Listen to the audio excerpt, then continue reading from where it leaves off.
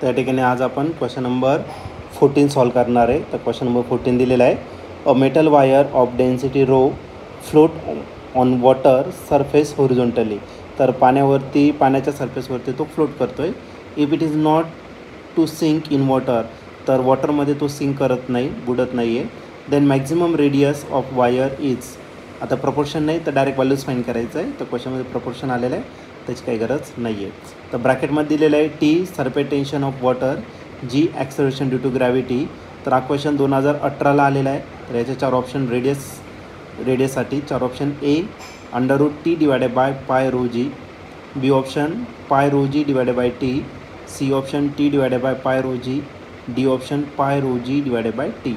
तर या 4 ऑप्शनपैकी नेमकं कोणतं ऑप्शन असणार आहे? चला तर आपण सॉल्व करूया आणि नंतर डिसाईड करूया. तर या क्वेश्चनमध्ये आपल्याला एक मेटल वायर दिलेला आहे, ज्याची डेन्सिटी रो इतकं आहे आणि तो फ्लोट करते वॉटर सरफेसवरती, सिंक नाही होते.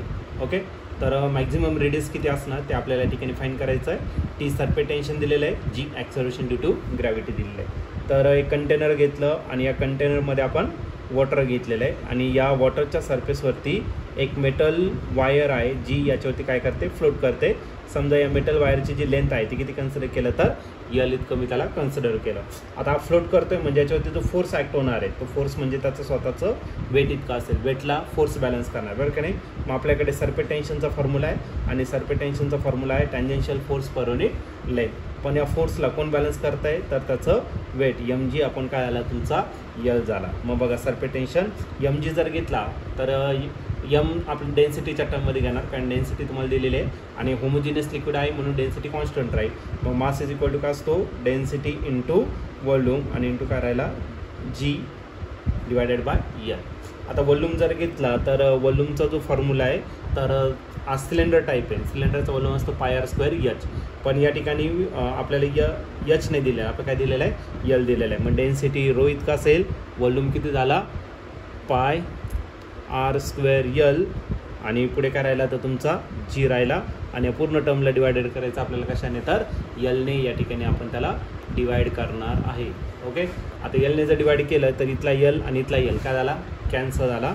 मग जो टी राहिला तो काय राहिला, तर πr² रो इंटू जी. पण आपल्याला काय फाईंड करायचं, only R. Pi rho G इकडे मल्टिप्लाय, इकडे काय करा, डिवाइड. मग r² इज इक्वल टू कराणार T divided by pi rho G. हा झालं तुमचा टेन्शन. पण आपल्याला रेडियसच फाईंड करायचं, हा स्क्वेअर आहे, मग याचं काय करून घ्या, स्क्वेअर रूट. आता डायरेक्ट रॅडिकल साईनच्या टर्ममध्ये दिलेलं आहे.